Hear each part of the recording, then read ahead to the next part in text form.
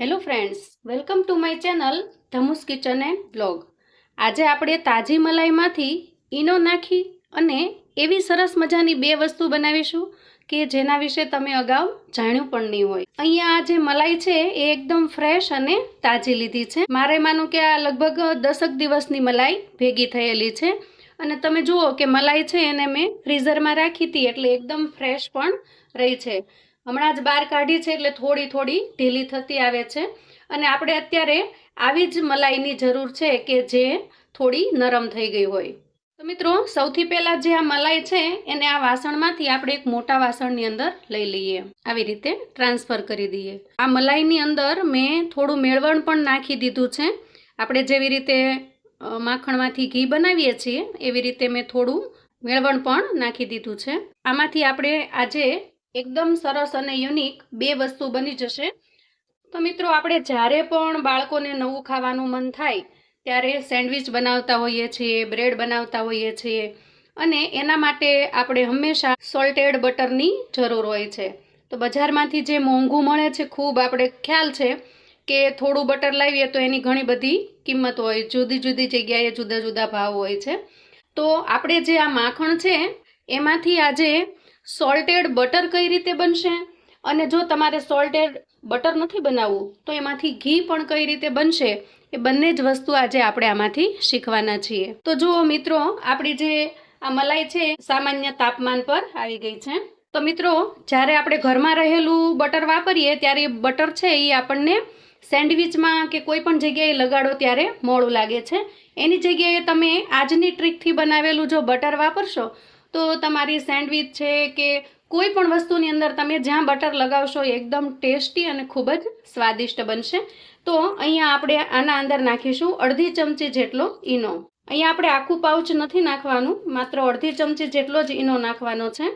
અને ઈનો નાખવાનું રીઝન અહીંયા માત્ર એટલું જ છે કે આપણે આપણું જે માખણ છે એટલે કે આપણું જે બટર છે એને સરસ સોલ્ટેડ બનાવી શકીએ. અહીંયા મેં અડધી ચમચી જેટલો ઈનો લીધો છે અને એને આવી રીતે બધે જ સ્પ્રેડ કરી દઈએ.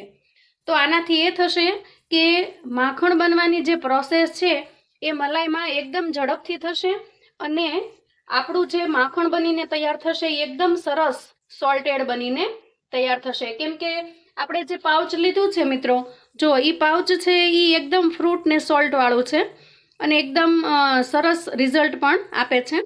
આવી રીતે નાખ્યા પછી આપણે હાથથી આ મલાઈ છે અને આવી રીતે ક્લોકવાઇઝ રાઉન્ડની અંદર ફેરવતા જવાનું છે.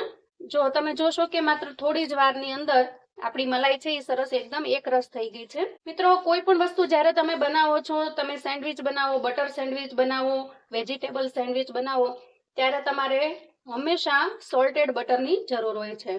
ઘણી વખત આપણે ઘરમાં બનાવેલા બટરને રાખી મૂકીએ છીએ અને આવી બધી વસ્તુમાં એનો ઉપયોગ કરીએ છીએ, પણ તમને એનો અનુભવ થયો જ હશે કે એ જે બટર છે એ ફિક્કું લાગે છે, બજારના જેવો એમાં ટેસ્ટ નથી હોતો અને એટલે બાળકોને આપણી ઘરની બનાવેલી વસ્તુ છે એ બજાર જેવી નથી લાગતી. તો આ રીતે તમે જો બટર બનાવીને રાખી મૂકશો તો બહારનું મોંઘું બટર તમારે લાવવું નહીં પડે. મિત્રો, ઘરે દૂધ તો લાવતા જ હોઈએ છીએ અને એમાંથી આપણે માખણ પણ બનાવતા હોઈએ છીએ. તો ક્યારેક ક્યારેક માખણમાંથી ઘી બનાવવાની જગ્યાએ તમે આવી રીતે જો બટર બનાવીને મૂકી દેશો તો સરસ તમારું જે સોલ્ટેડ બટર છે એ બનીને તૈયાર થઈ જશે. તો જો મિત્રો, હું તમારી સાથે વાત કરી રહી છું ત્યાં એટલી જ વારની અંદર આપણું જે માખણ છે એ બનીને તૈયાર થઈ ગયું છે.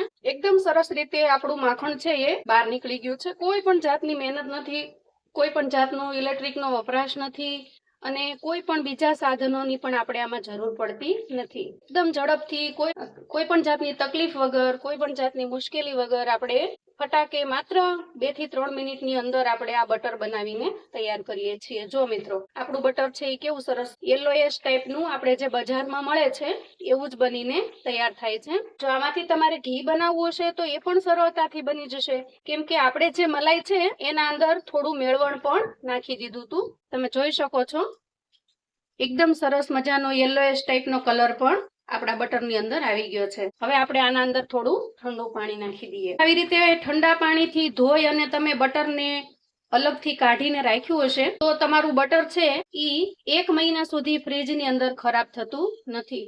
હજી હું તમને આગળ ટ્રીક બતાવીશ કે આવી રીતે કાઢીને તૈયાર કરેલું તમારું જે બટર છે એને તમે લાંબા સમય સુધી કઈ રીતે સાચવી શકો. એના અંદર આપણે માખણ છે એને લઈ લઈશું. આપણું માખણ પણ કેટલું સરસ એકદમ મસ્ત બનીને તૈયાર થયું છે. ખરેખર મિત્રો ખૂબ અલગ રીત છે. તો ઘીની અંદર કીટું ઓછું નીકળે એવું કરવું છે તો આપણે હંમેશા જે માખણ નીકળે એને ઠંડા પાણીથી સરસ રીતે ધોઈ લેવું પડે. અને હવે નાખીશું આપણે આ ચોથી વખત. એક આખી બોટલ છે પાણી આપણે અહીંયા વાપર્યું છે.